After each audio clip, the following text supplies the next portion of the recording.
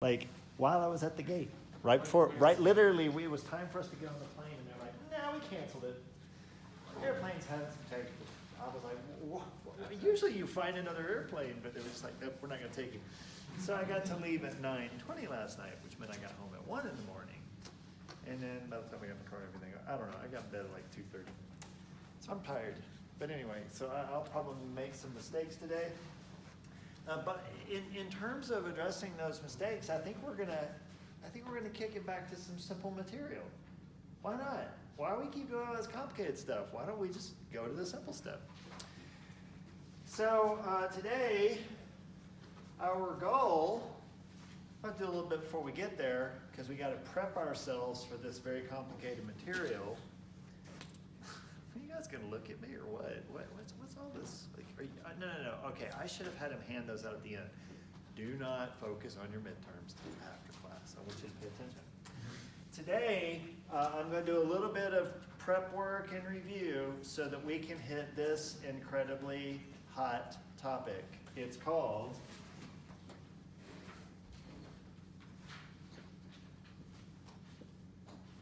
the ABCs. Wow. I know, it's going to be sweet as. I know, you probably heard of the ABCs, you probably wanted to learn them, and I'm going to teach them to you today, okay? Lots of physics in the ABCs, all right? Okay, so first of all, so your next homework assignment won't be due until next Thursday, okay? I'll assign some problems tonight, and I'll assign some problems on Thursday, I'll assign some problems next Tuesday, and they'll all be due for next Thursday.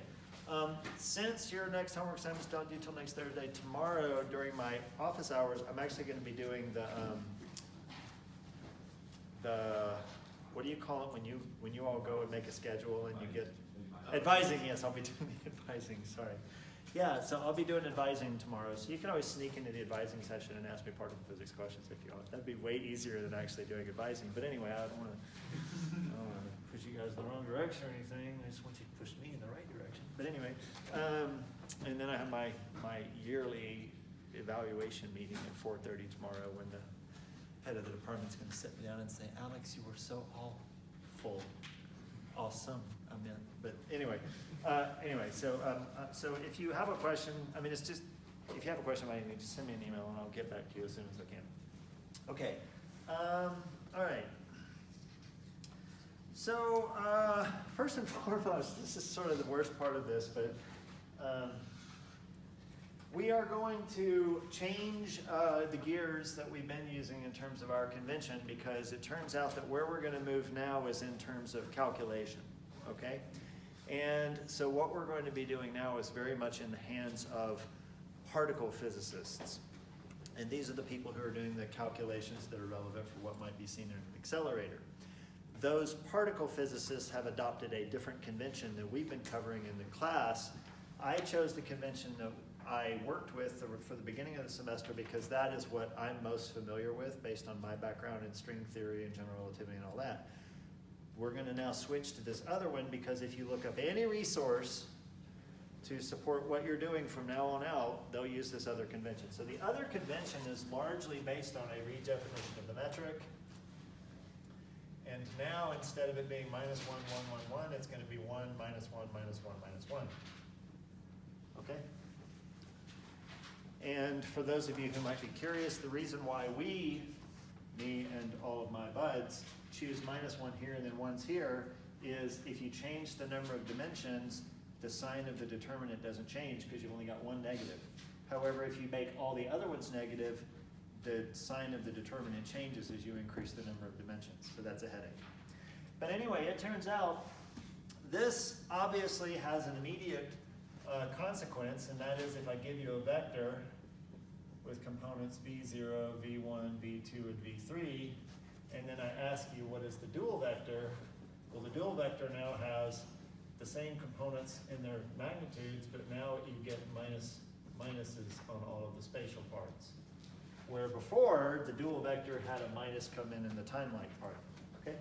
That's pretty obvious and straightforward. What I'm about to say is way less obvious, so I'm just going to hand it to you and we're not going to try and derive it. Turns out that the various dynamical Lagrangians, the Klein-Gordon, the Dirac, and the Procca-Lagrangians all get these very minor changes in them due to this redefinition. So for the Klein-Gordon, we'll have 1/2 d mu phi minus 1/2 mc over h bar squared phi squared. And using this metric convention, this is now going to give me a Klein-Gordon equation of the form d mu phi plus mc over h bar squared phi equals 0. And Cameron, what's the difference between this equation and the one we used before? Was the second is that negative? Yeah, well, that was good. Dang, man, you deserve some credit for that. Yeah, this was negative in our previous convention, okay? For the Dirac, we have h bar c psi bar gamma mu d mu psi minus mc squared psi bar psi. And this is giving me a new form of the Dirac equation, which is I gamma mu d mu psi minus mc over h bar psi equals 0. Hannah's not here. Sergio is not here yet. I'll save this card because he'll get in here. Go ahead. So in the Klein-Gordon, in the first version, you had a first derivative times a first derivative, and then in the second one, you have basically a second derivative. Is one of those like a typo? No, this is the Lagrangian, and this is the equation of motion that you would get from applying the extremal condition to that Lagrangian. Yeah, so sorry, I'm giving you both the Lagrangian and the equation of motion. The equation of motion is what we usually work with. But the Lagrangians are useful because that's where you actually instill the symmetry that you're trying to preserve. But yeah, I mean, that's a good observation. So, Sean.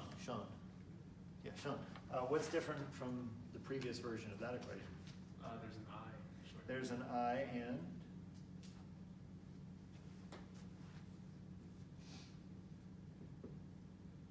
This is plus.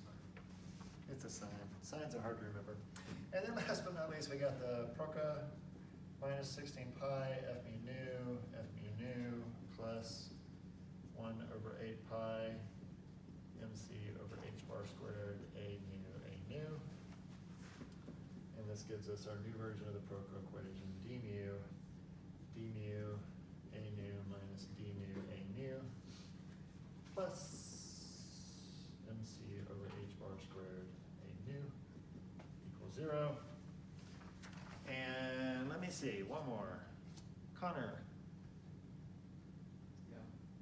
Oh, there you are. You were hiding. Connor, what's different here?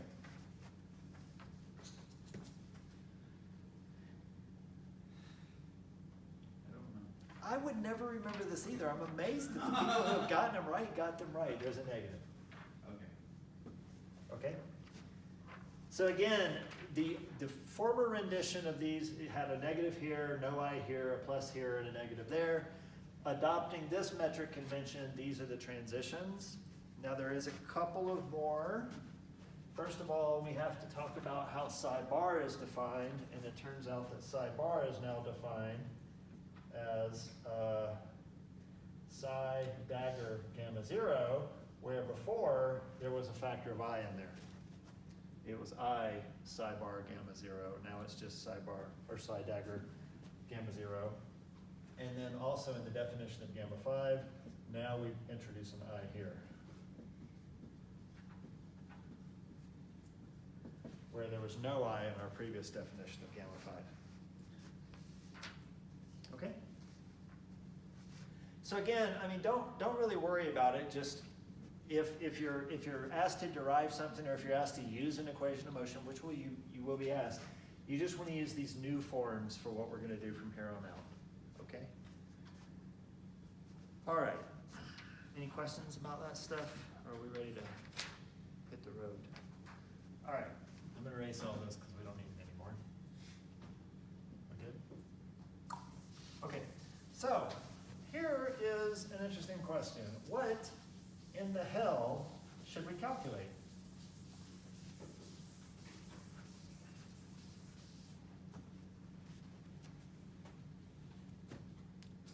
What should we calculate? The mass of something?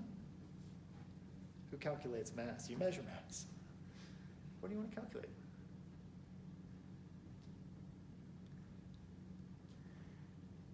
Likelihood that certain interactions will happen.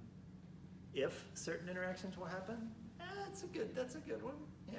Yeah, I guess that's. But what quantities? Like you're giving me a good idea, but what quantity do you want to calculate? Like, if you want to calculate something, you're going to get a numerical result that corresponds to a quantity. What quantities do we want to calculate? So this is particle physics. What are we doing in particle physics? This is not macroscopic physics. This is, I'm going to take this particle, and I'm going to smash it into these particles, and watch what comes out. What might I calculate? Momentum.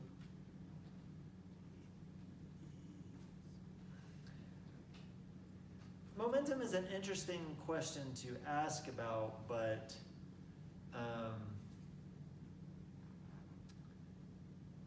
so I will say that if you do a calculation algebraically where you don't know any of the quantities, and then you specify all of the quantities except for one, you can always solve for that one. So momentum could be that unknown quantity that you solve everything for. Okay, momentum does play an important role in all the calculations we're about to do. That's a given, okay? But I'm really not trying to tap on the insight that you might have, but perhaps someone might have mentioned this to you in the past. Maybe nobody's mentioned anything to you about it. That's a total possibility as well. But I'm just trying to kind of get an idea of what you've seen and not seen in terms of, I'm going to take shit, smash it together. What would I be interested in? What stuff you end up with. Yes, but that's a feature of what I'm after. Okay, so here's the answer to my question. Maybe you'll be like, yeah, okay. I had no idea about that. Okay, so there's really two things that we might be interested in, and they're all going to include all these ingredients that y'all suggested. So let me start with the first, and I'll erase ABCs because we're not there yet, but let me start with the first kind of process, and then we'll look at a slightly more complicated process, although they're both nameable under the same name. So first of all, one of the interesting things that's going to happen in particle physics is that we're going to have a particle and it will decay. Okay?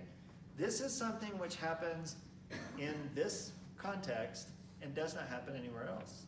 I'm talking about particles which were there and they're no longer there. You require the weak interactions in order to get that decay for reasons which we talked about when we introduced the weak interactions, because it actually changes the nature of the particles that are there. Everything else in physics preserves the particles. Like electromagnetism, nothing can decay under electromagnetism. You know, it's just a repulsive or an attractive interaction. What you start with is what you end with, okay? But we might have decays. So when we're considering a decay, what we're thinking about is maybe starting out with some particle, we'll call it A, just to give it a simple name. And then maybe we're considering A decaying into a pair of particles, which we might call B plus C. Now, I promise this is not ABC yet. Don't get me wrong. But it might also turn out that A could instead decay into particles D plus E, or maybe particles F plus G plus H, okay? In fact, it could have a myriad of particles that it could decay into, all right? So these are maybe all of the decay channels. Now, let me ask you a question. If I took all of the particles that are out there, should I consider the decay of A into any combination of all of those particles?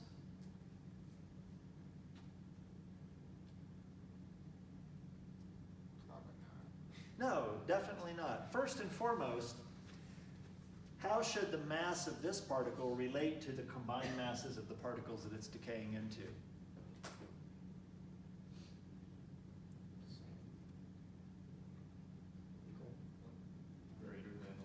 Greater than or equal to.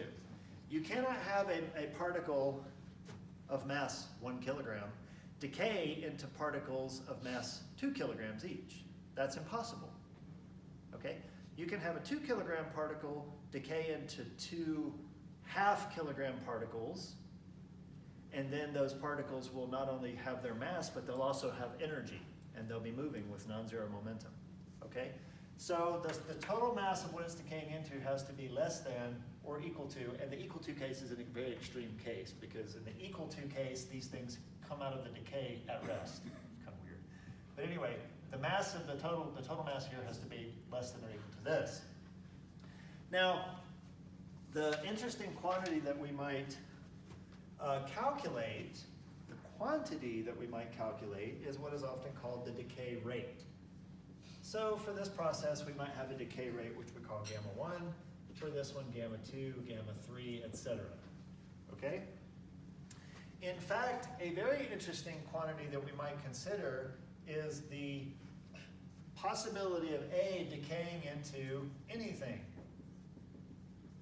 That is, we take all of the possible decay products of A, and we just want to blindly look at the total decay of A into any of these, and that would give us what we often call gamma total, which is of course just the sum over all of the individual decay rates. Now let me explain what a decay rate is. I'm going to make this really simple. Gammas are decay rates, and that means they are the probability per unit of time of decaying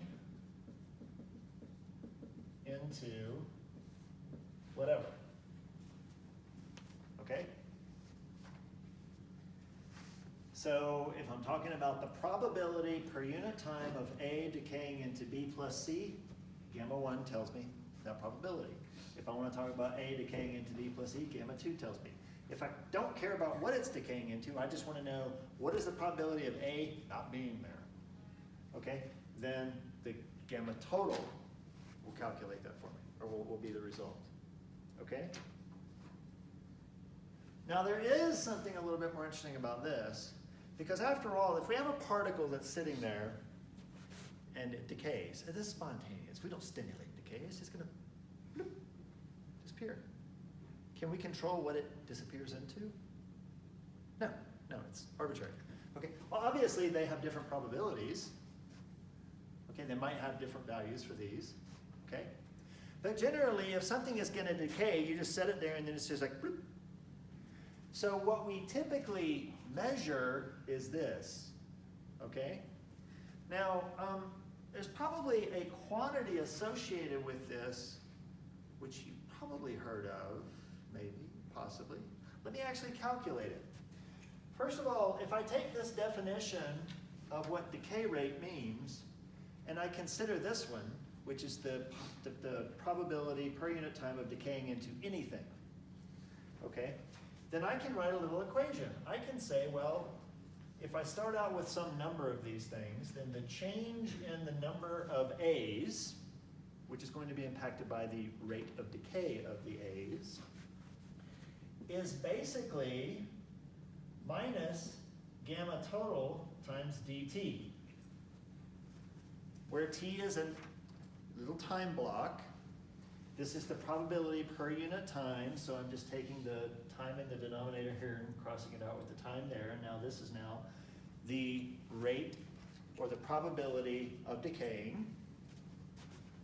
But now I can take this little differential equation and solve it, and I find that n of t is n at t equals 0 times e to the minus gamma total times t. Okay? So we have whatever number of A's we want to start with, and then at a later time t, I basically take the starting number and hit it with this exponential factor, where there's your t, and then that's controlled by that gamma total. Okay? Now an interesting quantity to define, which I'm sure you've heard of, even though you might not have seen its definition, is what we call tau average, which is 1 over gamma total, which is the amount of time it takes for the amount that you started with to drop by a factor of, say it again? Close. So if this amount of time has passed, what's the factor? 1 over e. Yeah, because this is going to cancel that if I put it in for t, so this will be minus 1, so that's 1 over e. So if I start out with a certain amount and then I measure, or I want to calculate the time it takes for the amount to drop to a factor of 1 over e, which is a number less than 1, of what I started with, then I have calculated what is often referred to as the lifetime. Okay? That is, the lifetime of a particle is basically given by 1 over the total decay rate. Okay, that's useful. The lifetime of a particle is something which is actually very interesting, right? I mean, how long does an electron live? I know. How long does an electron live? Infinitely. Electrons can't decay.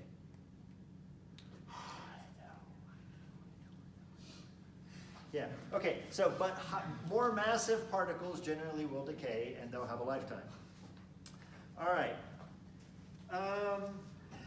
Now, we will, in our calculations, we will have to focus on calculating these individual contributions, and you'll see why in a little bit, okay? So the way the program usually works is we have a set of rules, and it tells us what the possible outcomes are. We calculate the decay rate for all the possible outcomes, we add them together to get the total, and then we can use that to find the lifetime of the particle. That's the program, okay? And then actually figuring out what the possibilities are, that's something we'll cover in due time. You first and foremost start out with that whole rule of the masses of what you're decaying into have to be less than or equal. And that's actually a really good rule, because if you're talking about a single particle, yeah, that's not got a huge mass, so this is kind of controlled. Okay, any questions about this? All right. Well, that's decays. What else? What else are we going to do with our particles?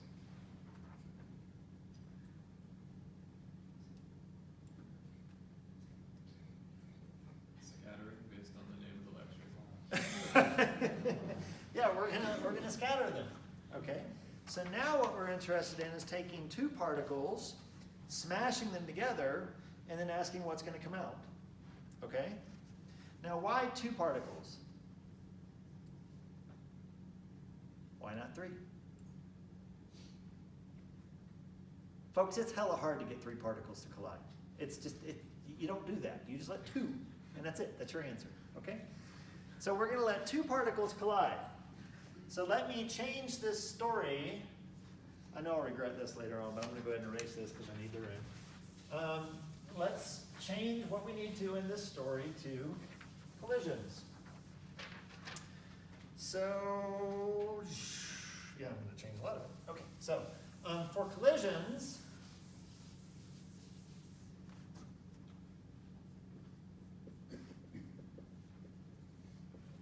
all right, basically we can say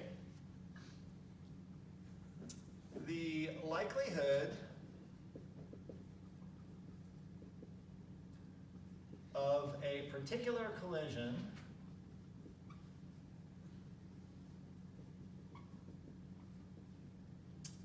event, say A plus B goes to C plus D, where this is the outcome, is the scattering cross-section, which we'll call sigma, okay? The total or inclusive cross-section for any process where I'm scattering A into B and then I don't care what comes out is sigma total, which is again the sum over the various channels. Okay? This should be up here. Okay? So this story plays out a lot like with the decays. We might consider the decay into a particular set of particles, and in that case, that channel has a decay rate. Or we could just say, I want to know about the decay into anything. In that case, you're going to have the total decay rate, which is just the sum of all of the decay rates from the various channels. The same with scattering. Okay, I can take two particles, A and B, collide them, and I can say, well, let me first consider this coming out. And I can calculate the cross-section associated with that. Okay. And then I can do a different process, another process. Or I might say, screw it, I just want to know the total possibility of something coming out. Okay? That's going to be governed by this total, which is just the sum of all the channels. Okay?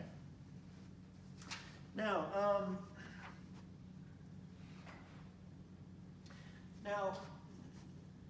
cross-section. You know what cross-section is? It's an area. Have we done this before, right? You know, I mean, I got an arrow.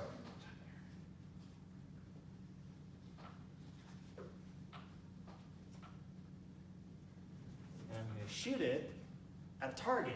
Yeah.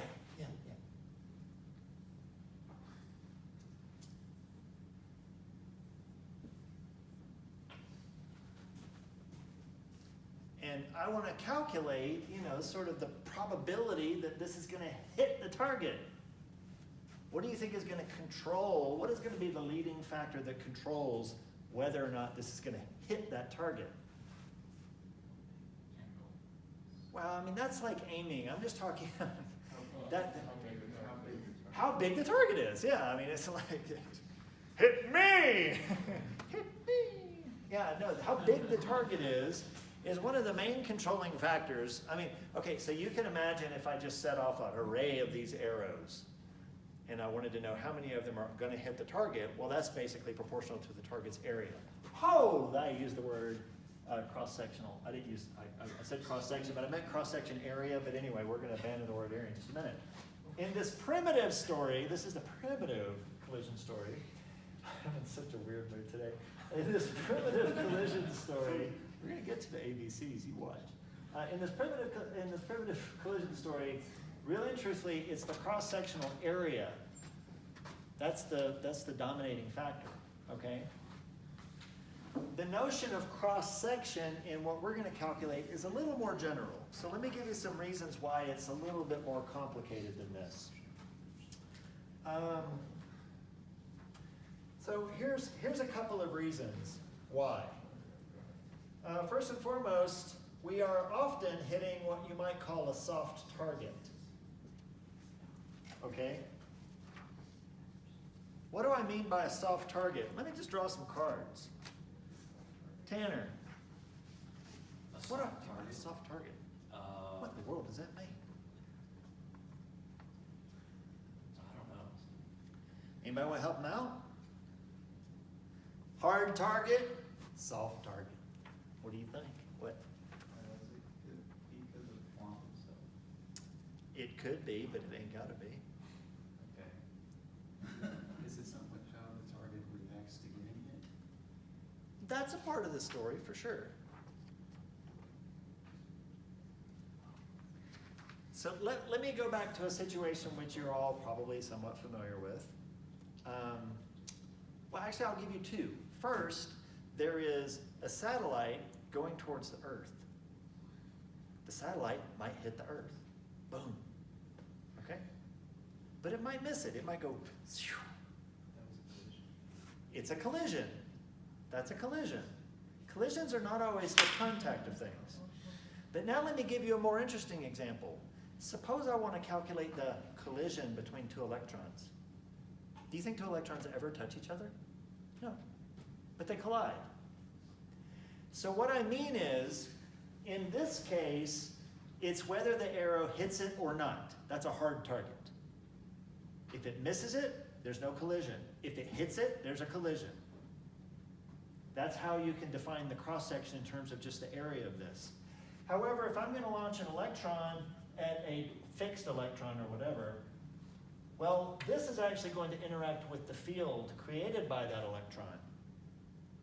That's a soft target. There's no rigid edge to where this is going to interact. In fact, these two, if they're the only things in the universe, will interact with each other at infinite distance. Okay? So we do not have these hard targets. We have soft targets. That's going to make our answers way less intuitive than a cross-sectional area, but that's fine. Oh, it gets even better. It depends on the arrow.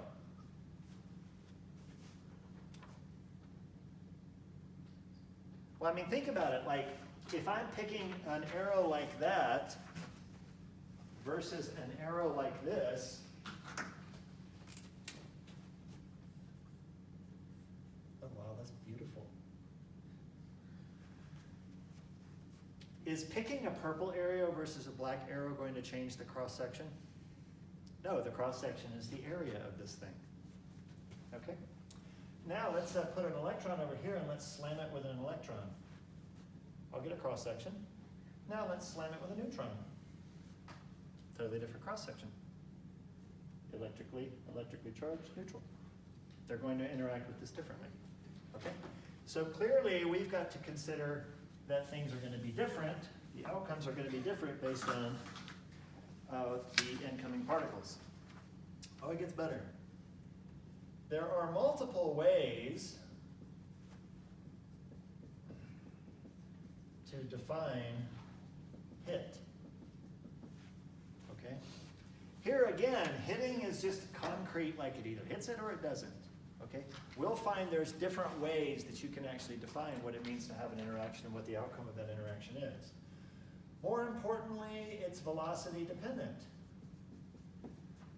Okay? The cross-section in this case does not care how fast the arrow is moving. The cross-section for particles colliding depends heavily on how fast the things are moving. Okay? Okay, yeah, I'll just quit my list there. I think it's probably pretty obvious at this point that what we're going to be considering is radically different from this simple version. That's what I call the primitive version. Okay? All of this will be part of the machinery, even though we might not point out, oh, that's where it's soft target, or that's where it depends on the arrow. That will be obvious in what we apply it to. Okay? All right. Now, one quick anecdote, and then we'll jump straight into the answer. Just going to give you the answer. So we'll focus in this on calculating sigma i's.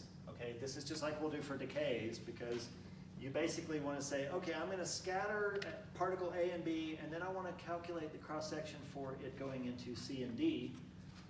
Those are the things we'll explicitly calculate, and then you just say, okay, well, how many outcomes can there be? Calculate this for each of them, and then add them together, and that's the total cross-section. Okay?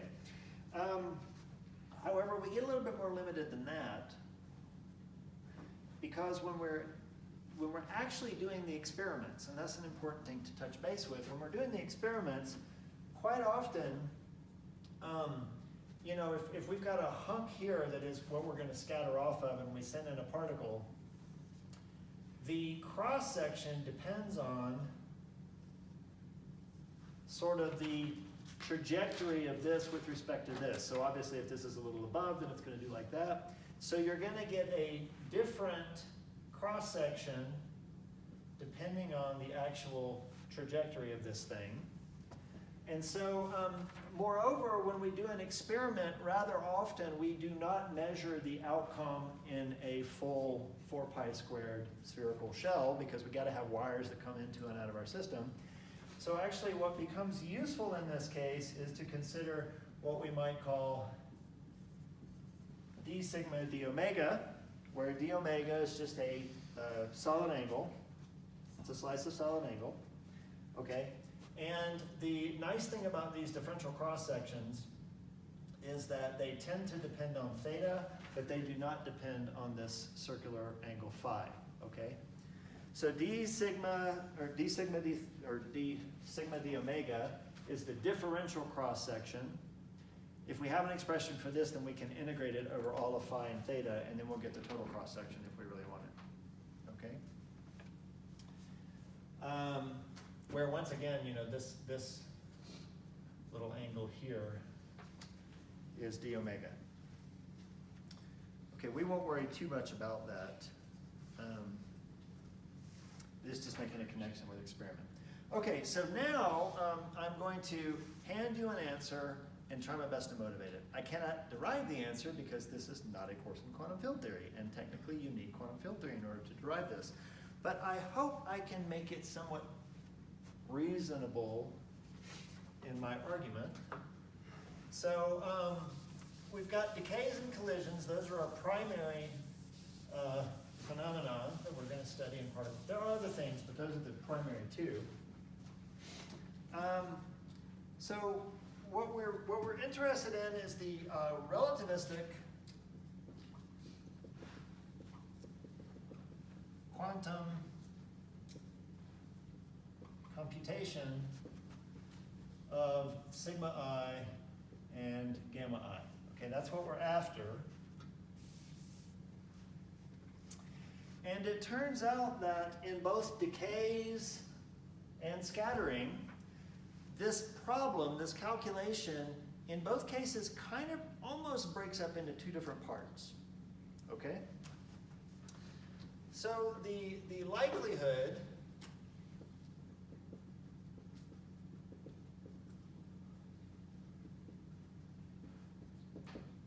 is controlled by A, kinematics. Okay?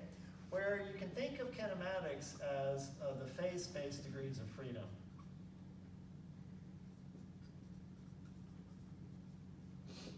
All right? So, for example, I'm going to make an argument here, and I'm not even going to touch what the interaction is. Like, is it electromagnetism? Is it strong interaction? What is it? I'm not even going to touch that right now. I'm just going to give you an argument for, yeah, that's more probable than this. And that argument, this is just an example. There's many of these. The larger the mass difference between initial and final, the more excess kinetic energy.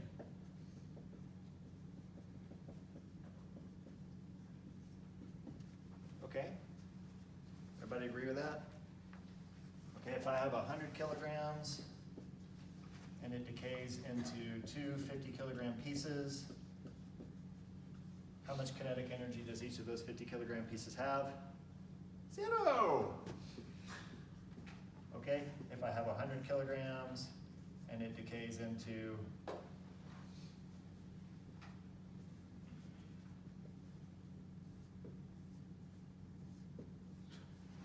now we got some story, right? We got a lot of kinetic energy.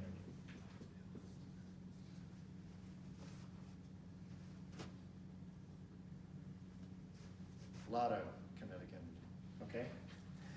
So, does everybody agree with this? You got no kinetic energy, you got a lot of kinetic energy.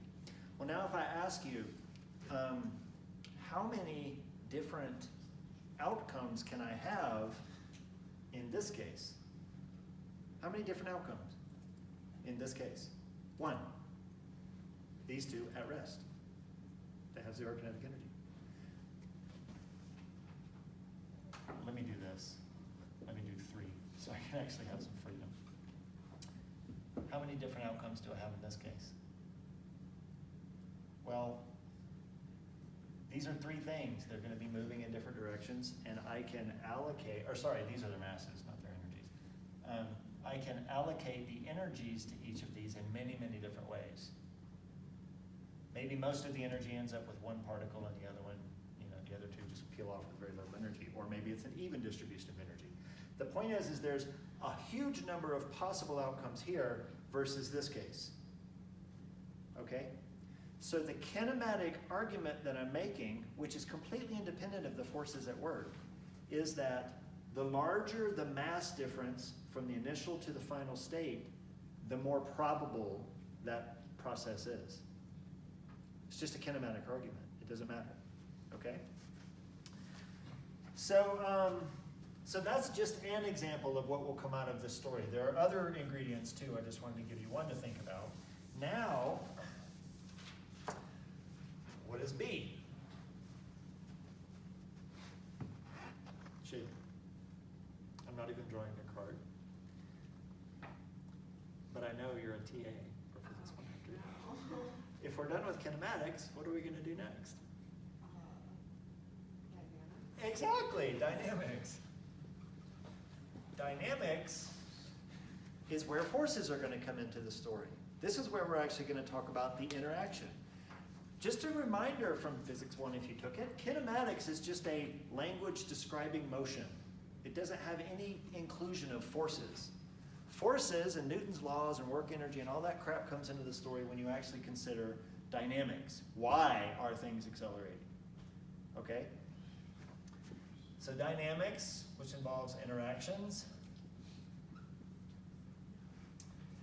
This is the relative, or in this case, likelihoods are governed by force strengths.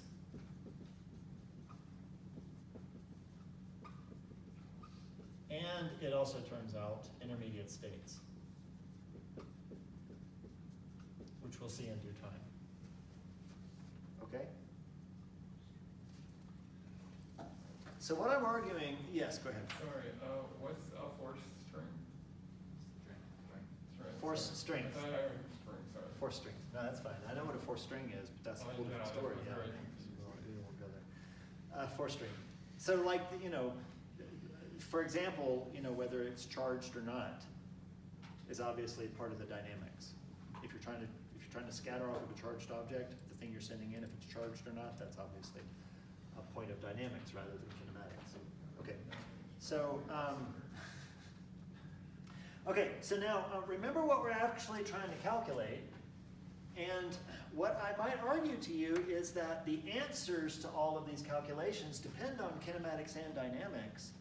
But what's really interesting is that they sort of actually split into a kinematic answer and a dynamic contribution to the answer in a very, very nice, clean way. And the reason for that, kind of intuitively, is that kinematics doesn't give a shit about what the force is. It doesn't care if you're charged or not. It doesn't care. It's just motion. It's momentum. It's energy. It's all that shit. This cares about all that. So it turns out we can actually just get the answer for this contribution and be done. Then we'll turn our attention to this. Okay? So we're now going to turn to the impact of kinematics in calculating sigma I and gamma I. Okay? They're not going to completely disentangle from each other, but largely. And you'll understand what I mean by that in due time. So, all right, so I'm going to erase this because I'm going to need room for what I'm about to put up. And I promise I will try and make each and every part of this as intuitive as possible. But what we're going to talk about now is what is often called Fermi's golden rule.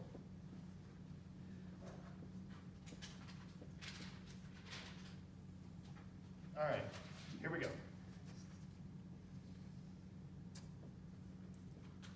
For the decay part of the story, I'm going to consider particle 1, and I might as well take it to be at rest. Why would I analyze the decay of a single particle in some other frame? I'll just take the frame where the particle is at rest. Obviously, this particle has mass, so it can be in a rest frame. Massless particles, they can't be at rest, but they can't decay either, so we're fine. And we're going to consider the decay of this into M2 plus M3 plus ... plus Mn. And we will call this channel I. Okay, so if I pick the outcome, then I'm picking a particular channel of the decay, and I want to calculate the decay rate associated with that channel. Okay? All right. So let me draw a little picture for what I'm trying to calculate. So I'm going to start with M1, and it is going to go to the right. So now if you look at different resources, and what I'm about to start drawing are Feynman diagrams. if you start looking at different resources use different conventions. Some of them run time vertical, some of them run time horizontal. We are going to run time horizontal, okay? So I want M1 coming in, and for this particular calculation, I want 2, 3, ... n coming out. So these are the outgoing states. You could call this ingoing, but it starts at rest, but you can call it ingoing, okay? And then what I basically want to draw here is just a bubble. Okay? All right? And I'll fill in that bubble in a few minutes. Now, well, let's write down the answer, as promised. So the decay rate for channel I, gamma I, is given by S over 2 h bar times the mass of the decaying particle. And yet again, this is all predicated on us being in the rest frame of this particle, okay? Times the integral of 2 pi to the 4th delta 4 P1 minus P2 minus P3 minus ... minus Pn times the product over J equals 2 to n of 2 pi delta Pj squared minus Mj squared C squared times theta P0j times D4 Pj over 2 pi to the 4th.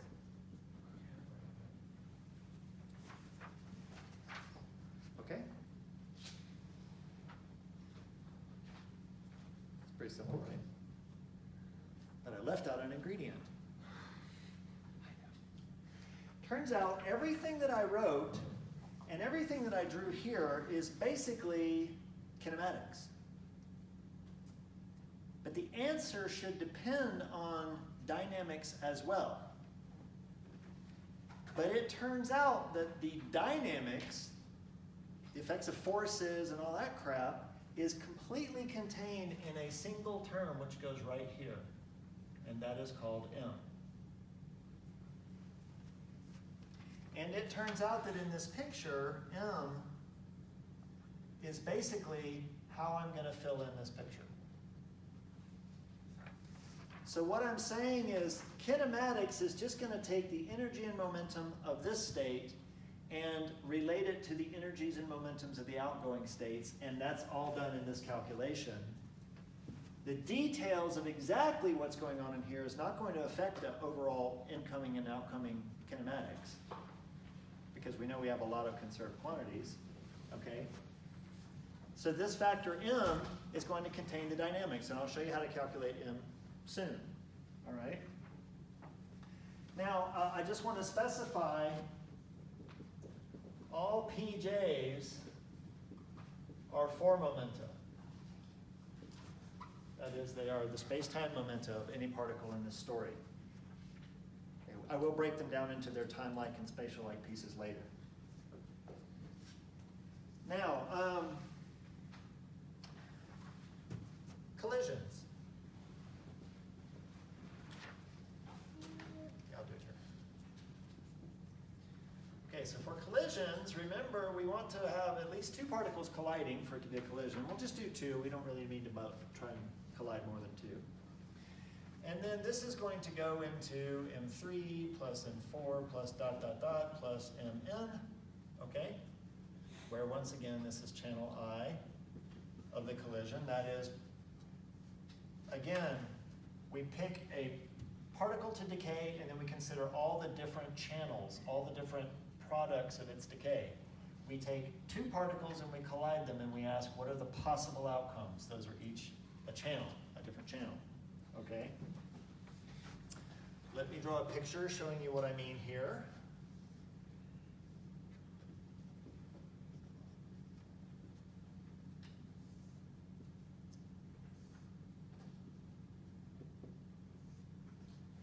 Once again, we have outgoing.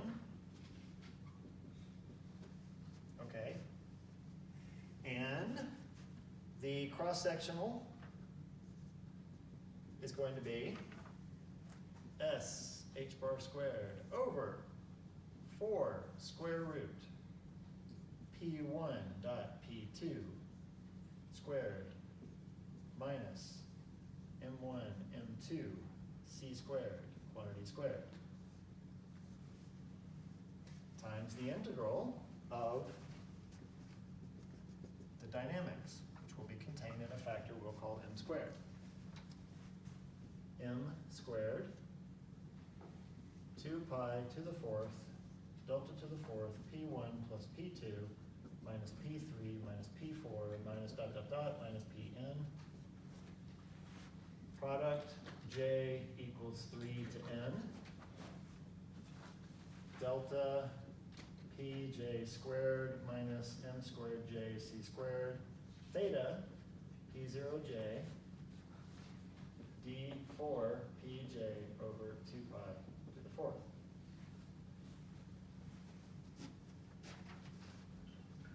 Okay? Two very complicated looking expressions. Did you lose the 2 pi after the product in the second one? It was. Oh, yes, you're right. It was a product, 2 pi. Okay?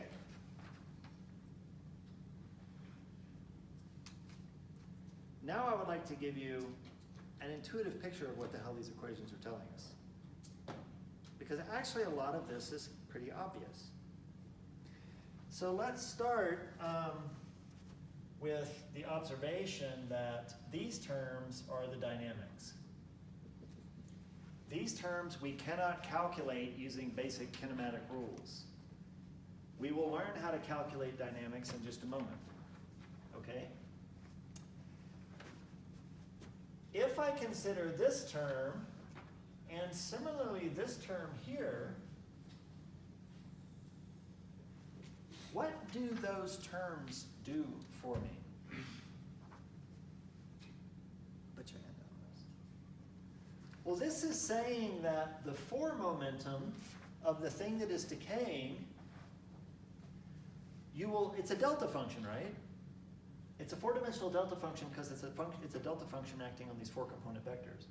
But remember, the delta function basically says the contribution to the integral is going to be 0 unless the argument of this is 0. Does everybody remember what delta function? I'll kind of draw it wiggly because it's not exactly like this, but it's 0 for x not equal to 0, and it's 1 when x is equal to 0. Okay, so this is basically going to say you might consider a situation where P1 does not equal the difference of all these, but it ain't going to contribute. The only possible contribution is when P1 is minus P2 minus P3 minus Pn. Well, that's what?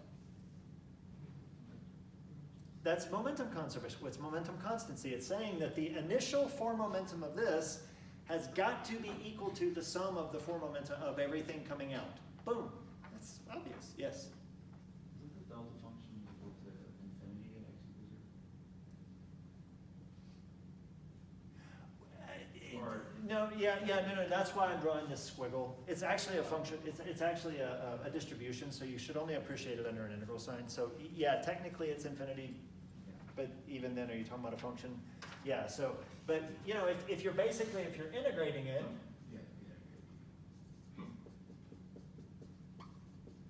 okay, then what's the answer to that integral? Well, actually, let me give you a different one. Let me give you x minus 1/2. There you go. Yeah, so it's when x is equal to minus 1/2, so the answer is 1/4. Okay? So that's why I like this interpretation, but you can certainly argue it's infinite, blah, blah, blah, blah, blah, because it's an integral and you got to multiply the height of the integrand times the width of the blah, blah, blah. Anyway, I don't want to go there.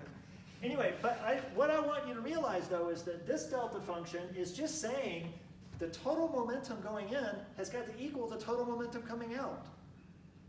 Same here. That delta function is just saying the total momentum between these two particles has got to be the same as what comes out. We learned that in Physics 1. I mean, we didn't learn it in 4-vector notation, but I mean, some of us did, but you know. Anyway. All right, well, oh man, what does this tell us?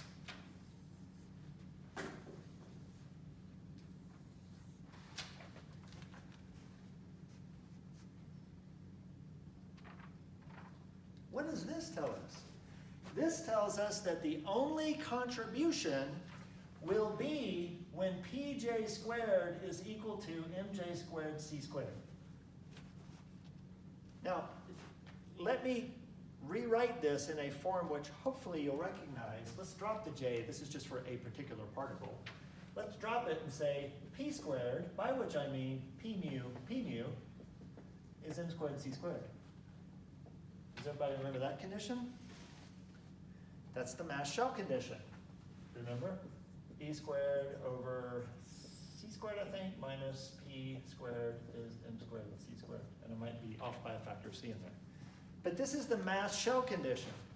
This is basically saying the inner product of the form momentum of any particle with itself has got to be equal to this. Because this is invariant, I could evaluate it in the rest frame. And the only contributions in the rest frame are the mass. Well, this is just saying, listen to what I'm going to say, that the only particles that can come out of these processes, whether it's a decay or a collision, the only particles that can come out are those that are on the mass shell. That is, this thing has got to be 0. That's a real particle. Real particles satisfy the mass shell condition. We'll excuse ourselves when we talk about virtual particles in a bit. Okay? But these are the real outcoming products of these processes. They're real particles, so they have to satisfy this mass shell condition. And each of them has to individually satisfy it. That's why this is a product over each particle coming out, because this condition has to be satisfied for each one. That's different than this, where we sum over everything. Okay? How are we doing? It's pretty intuitive, right? What about this? What does the theta function say? Is that the angle that the particles come off of? Nope. It's a good guess, though. I got a theta in there. Ross, put your hand down. So has anybody heard of a theta function? Ah, okay, theta function. Theta function is simply a function which, if you plot it, looks like this.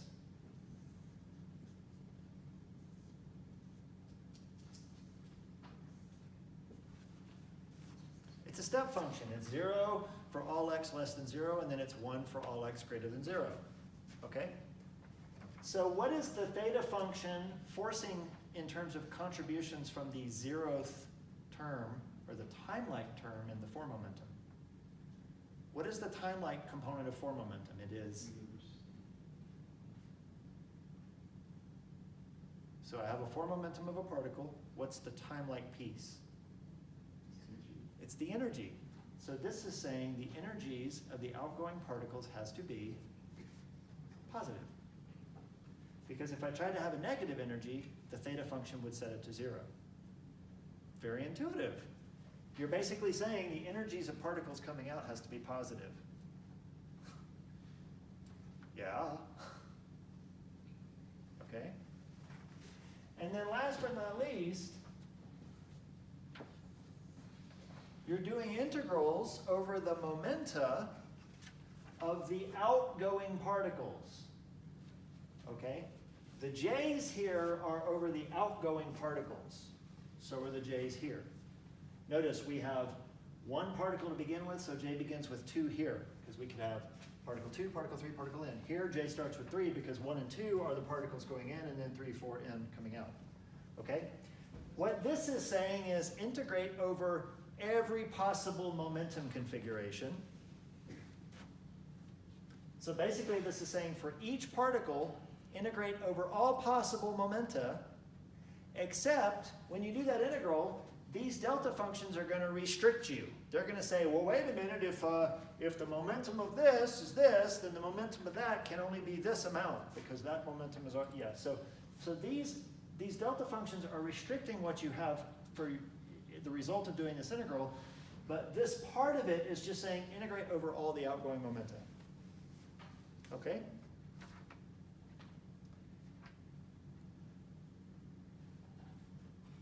So this is essentially adding up. So this forces E outgoing to be greater than or equal to 0. And then this basically says, adds up all possible kinematic configurations of what's coming out. Okay? So, this is Fermi's golden rule. It involves these m's, which we're going to look at in just a moment. But basically, in words, what Fermi's golden rule is saying is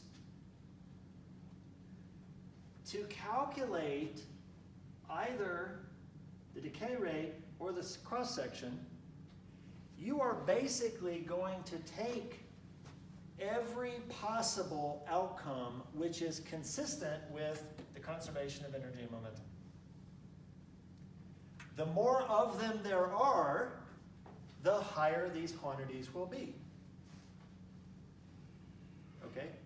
So that whole observation that we made earlier about, well, if the total mass of what's going in is equal to the total mass of what's going out, then you're going to have only one configuration. That is contained in these expressions. Versus if the total mass going in is hella bigger than the total mass coming out, you're going to have a huge answer because you got a lot of possibilities. That's contained in these calculations. Yes?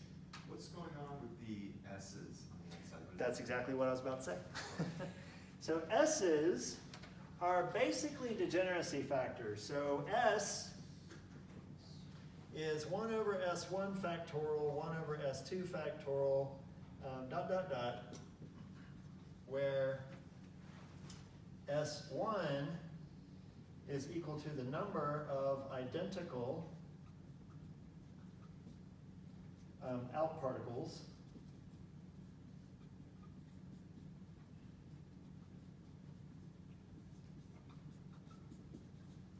of type 1. And then, so basically, if in this process I considered, you know, A decaying into B plus C, when I do the calculation, B appears twice. Now you might think, oh, well this can get an array of momenta, this can get an array of momenta, that's going to have this huge array. Well, no, but these particles are completely interchangeable. So you should really cut that down by a factor of 2. 2 prime.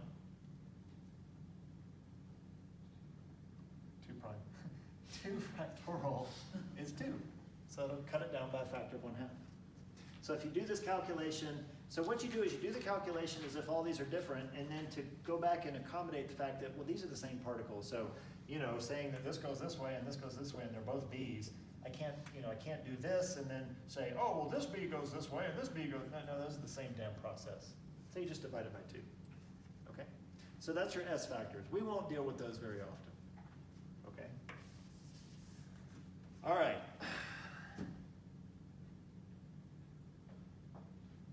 Holy shit. Sorry, I was hoping this would go a lot quicker, and it's obviously going kind of slow. But that's fine. I don't want to go too fast. All right, so I will not get to the ABCs today. But that's fine. The ABCs is what we'll start with next time. I do have something to finish with, though, which is, well, right now, this is N coming out, N coming out. You might wonder, is it ever simpler? What if you just consider 2 particles coming out? Can you ever consider 1 particle coming out?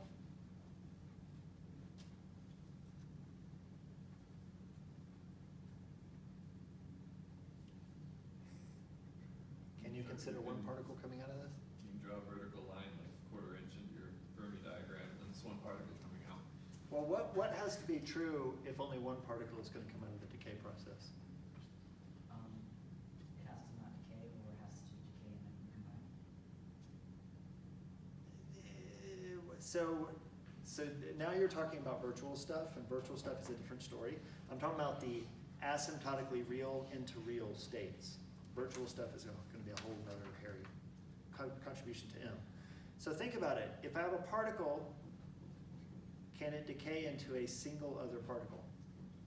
If it can, what condition must be present? Well, someone's going to walk through this with me. It's Tanner again. Tanner. If I have a particle and I can always consider it in its rest frame. If it's going to decay into another particle,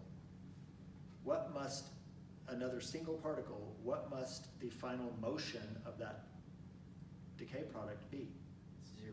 0, it has to be at rest. Right? So if the initial particle has a mass of 100 kilograms, can it decay into a single particle of mass 50 kilograms? No, Why? because then it would have speed.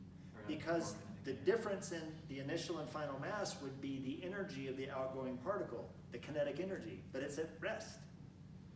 Okay?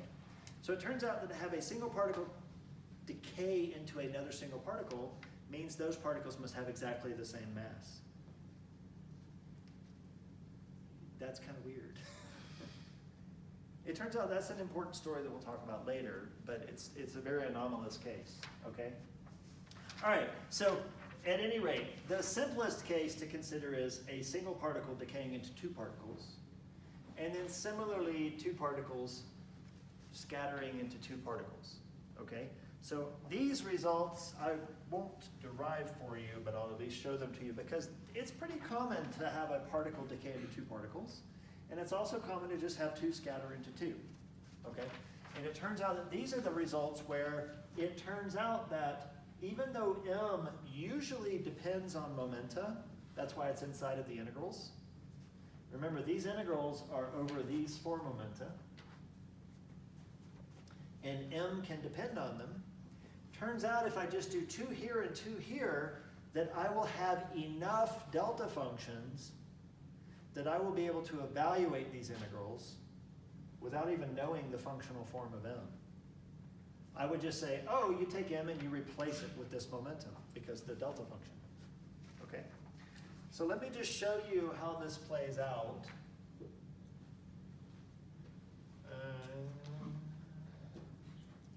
Yeah, I'll start with the decay process. I might or might not do that. Scattering. I'm going to regret this in just a minute, but that's fine. Okay, so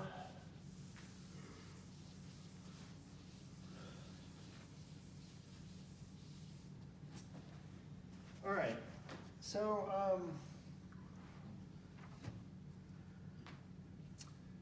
first of all, I'm going to take just two outgoing particles, particle 2 and particle 3. So this will be particle 1 goes into 2 plus 3.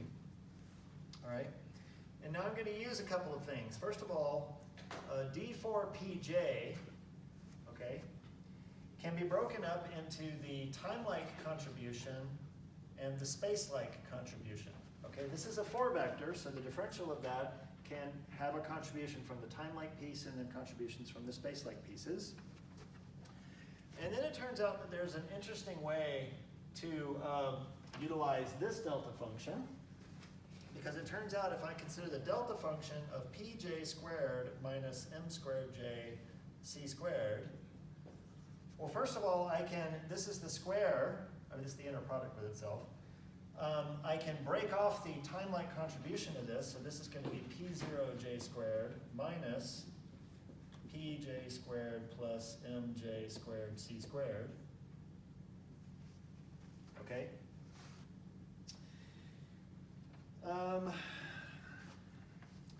And what we can do is we can take this in the story where this is basically going from 2 to 3, and we can plug it in here, and this is going to make our gamma I become s over 2h bar m1 integral m squared 2 pi to the 4th delta 4 p1 minus p2 minus p3 product product, and I don't even, yeah, I'll do the product. J equals 2 to 3.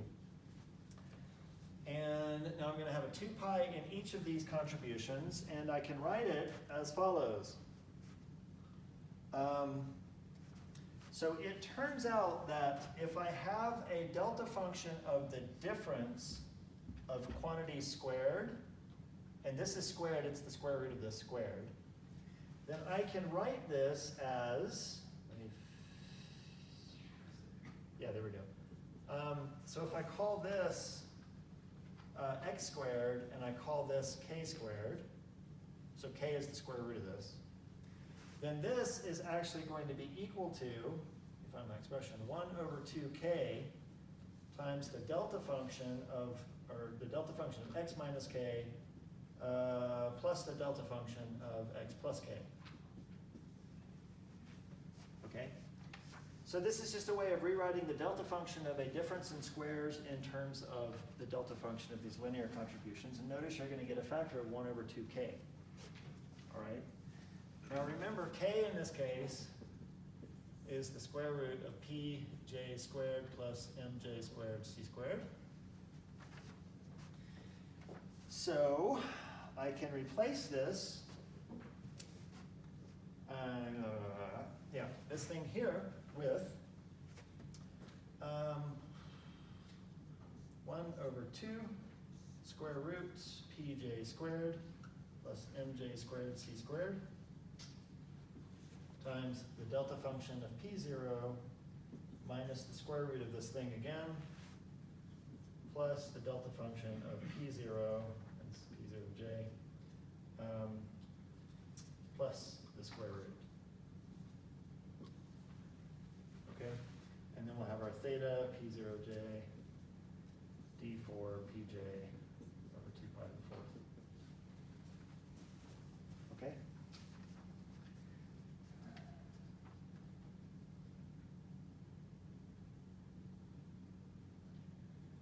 All right, now I got these delta functions that says the p0th piece has to be either equal to this, in which case this one will give me 1, or it's got to be minus this, in which case this one will give me 1. Only one of these will contribute at a time, because if this contributes, this is 0, and if this contributes, this is 0. Okay? All right, so what do? We have a delta function of p0 minus something. So to evaluate the integral over, and sorry, I should have peeled off my,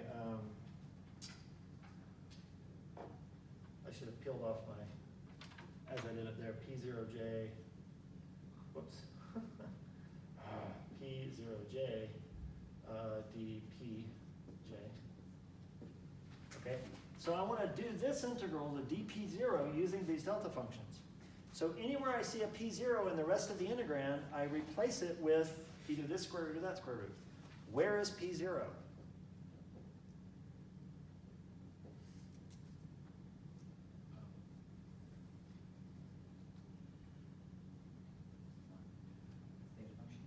It's sitting right there. That's the only place. But that's not like a complicated function. That's either 0 or 1. You see what I'm saying?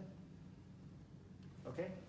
So basically, we're going to replace this with either one of these expressions, but they'll only count when this is positive. So effectively, what this is going to give me is s over 2h bar m1 integral of m squared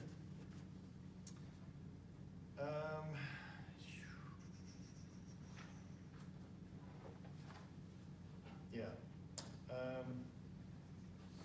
2 pi to the 4th delta function, 4-dimensional delta function, p1 minus p2 minus p3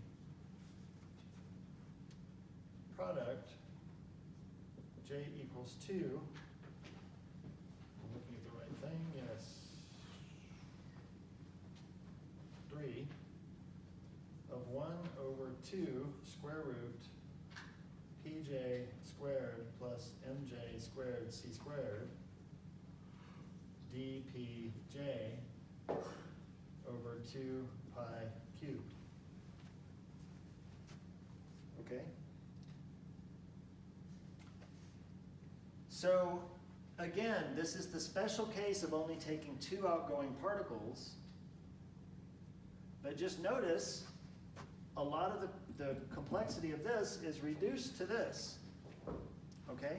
But you can do way better, because if I'm in the rest frame of particle 1, I can reduce this to, and again, I'm not gonna derive this one. This one actually takes a lot of work. This becomes S times the magnitude of P over 8 pi h bar m1 squared C times m squared. Okay? Where P is the magnitude of the outcoming spatial momentum of either particle 2 or particle 3. It doesn't matter which one, because they have to come out back to back with a total momentum of 0. So this could reference either one of them. Okay? So all I want to point out is that I'm no longer doing an integral. In this really simple story of a single particle decaying into 2, that's so simple that you can use all the delta functions to completely evaluate this integral without even knowing the functional form of m, because you're evaluating it with delta functions. Same. For the spatial P vector, should I have a subscript or no? This, it doesn't matter, because it could be 2 or 3, they coming out. So I'm starting in the rest frame of the decaying particle, so the 2 particles that come out have to have equal and opposite momentum. So it doesn't matter which one, okay? And then I'm just gonna scribble this formula on the board, then I'll let y'all go. But there is a similar expression for the cross section if I consider 2 particles decay or scattering into 2 other particles. And in that case, the cross section is going to become simpler than we originally wrote. SH bar squared 4 square root P1 dot P2 squared minus quantity M1 M2 C squared times the integral of m squared 2 pi to the 4th delta 4 P1 plus P2 minus P3 minus dot dot dot product j equals 3 to n. And this is where we're doing this in the overall rest or 0 momentum frame. 1 over 2 square root P j squared plus mj squared C squared D3 PJ spatial 2 pi cubed. Okay, don't worry about these formulas. I just want you to get an idea of A, how hard some of these formulas are to work with, how in special situations they can be reduced, but in arbitrary situations you have to use the full form of Fermi's golden rule. Okay? In truth, we will do very little with this. Yeah, they're long in their technical calculations, but they're not really telling us anything new. We understand this shit. What we're interested in is the dynamics. We're interested in the values of m, and that's what we're going to turn to next time, okay, with the ABCs.